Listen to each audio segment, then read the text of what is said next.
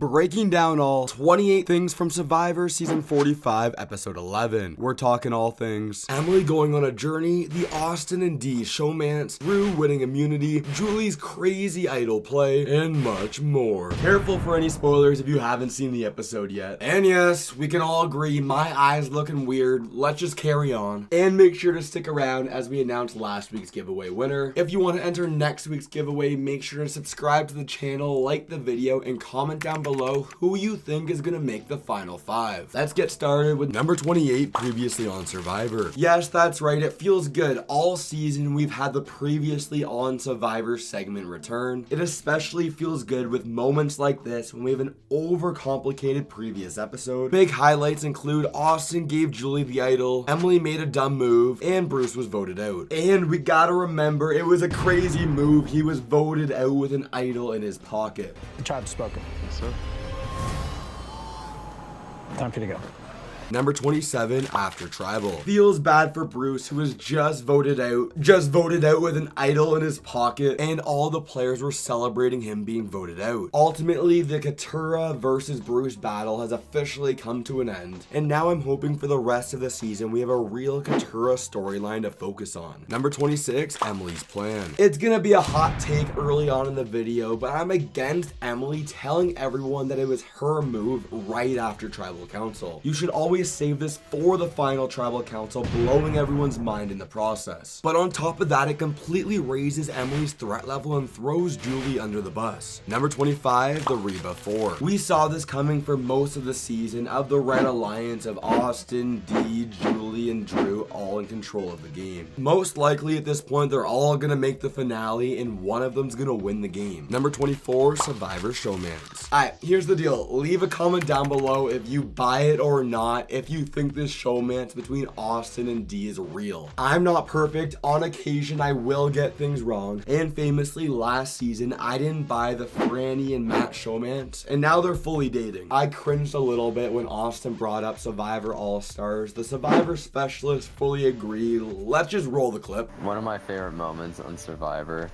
was the whole, All-Stars thing, the whole Boston Robin Amber thing. Oh, hell yeah. I love that. Number 23, Survivor is epic. If you're a fan of me and the channel, then you would know I'm kinda obsessed with Survivor endurance challenges like Will It Go Round. Well, let me tell you, I got a deal for you this week with Idle Plays. With the first 10 people to use the code ROUND25, get 25% off the Will It Go Round challenge. Everybody, we got options here. We got blue, we got red, and the goal is to spin it around for as long as you can. This challenge is a brutal endurance challenge where you can test your skills just like Survivor Season 35 and Season 39. So if you're interested in checking out my replica Survivor puzzles and games with Idle Plays, or you just want to help support me and the channel, please go to idleplays.com. And remember, the first 10 people to use the code ROUND25 get 25% off the Will It Go Round challenge. Number 22, Jake emotional. The next morning after Tribal Council, we have Jake in his feels a little bit because week after week after week, he's been consistently on the bottom. I'm calling it now. He was my winner pick, but I'm switching things around. Jake is going to be the 0 vote finalist of the season. We end up getting Jake and Katurah having a little awkward conversation leading into number 21, Jake and Katurah. Throwback to earlier in the season with Katurah not telling anyone she's a lawyer. Even though Jake is a lawyer as well, it could have been something they connected over. It's small social moves like this that show how strong Katurah is with being interested in Jake being a lawyer. At this point in the game, moving into next episode, Jake and Katurah really need each other if they want to do anything. Number 20, Katurah's story. We briefly touched on it last week with the letters from home. Genuinely, Katurah has one of the craziest Survivor backstories I've ever seen, showing one of the main reasons why she became a lawyer. I'm gonna play the clip. When I was 13,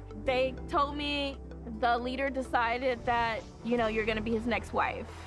Number 19, mystery boat. This is a big deal, like a big deal that at the final 7 of Survivor, we have a boat arriving. Basically, only one person has the opportunity to go on an adventure. Jake wanted to go. Sadly, everyone wants to go as well, so they're gonna leave it to luck and drawing a random rock. And the winner of that rock draw was Emily. Number 18, Drew and Julie. Rue says it best. I don't know, she's starting to get some clout. The Red Tribe in power is starting to get worried about Emily. because she has lots of friends on the jury, she's starting to make some big moves, and she's going on the adventure here, so she could get an advantage. Drew feels it's finally time to get rid of the Reba 4, especially to get rid of Julie here. But we gotta remember, they showed it in the previously on Survivor segment. Austin messes up and he gave one of his idols to Julie and she hasn't given it back. Number 17, Dee and Julie. Here's the deal, in Survivor 45, the majority all season has been this Red Alliance. But within this alliance, Julie is the biggest jury threat. So we have Dee here with Julie wanting to stay together, and they're starting to get suspicious of Drew, ultimately because Drew is so close to Emily and Emily's not in the alliance. Number 16, Emily's journey. Just like all journeys in the new era of Survivor, Emily first needs to go on an adventure before she has the chance to get an advantage. Look, we all know what ends up happening to Emily at the end of the video, so we can all say, oh, she might have made the wrong move here. But from episode 1 to right now, this might be the best single season story arc in Survivor history. Number 15, the puzzle. I love how Emily gets the decision if she wants to risk her vote and do the puzzle or not. That's the big problem with new era Survivor, when players aren't given the decision. High risk with high reward. If she beats it, she's safe at tribal council, but if she fails, she loses her vote. If you remember, this is the exact same sweat versus savvy challenge we saw in episode 1 where everyone failed. And the puzzle master, the puzzle genius Carson says it best, this is probably the hardest puzzle ever. You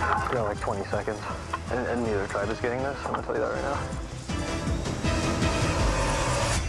Number 14, Emily's decision. Ultimately, even though Emily could have used the safety, she ends up making, in my opinion, the right decision and not risking her vote. Because let's be real, all of us Survivor superfans, anyone watching this video, I doubt any of us could actually finish this puzzle. Personally, there's no chance I would be able to finish it. Number 13, fire making. Before Emily returns, we see Jake and Katurah practicing fire for the final 4, and I love what Katurah says here. She says what all of us are always thinking. Why can't we just vote somebody out at 4? Why does there need to be all this, Jeff? Drew sits down with Jake and Katurah about making a move on Julie. Let's get that explosion going. I was pumped about the idea of this red group finally starting to split up. Katurah brings it up with Austin, and it was music to my ears that Austin was also down with the move. Number 12, Drew and Austin. So the big problem is Austin is hesitant to vote Julie, but Drew is hesitant to vote Emily. One thing is clear, these boys are not okay with blindsiding Dee, but at the same time, they're at least okay with blindsiding Julie. Austin really messes up because his amulet's good until the final 6, but the idol he gave to Julie is good until the final 5. Number 11, Emily returns. Basically, Emily tells 100% the truth, and just how the new era of Survivor works, people tend to not believe you, as Emily needs to meet up with Drew leading into number 10, Emily and Drew. It's super refreshing to see how blunt Drew always is, just straight up telling Emily that Julie is targeting her. Emily's hoping here, she's praying here that the alliance and the connections she's built will hopefully protect her. Number 9, challenge time.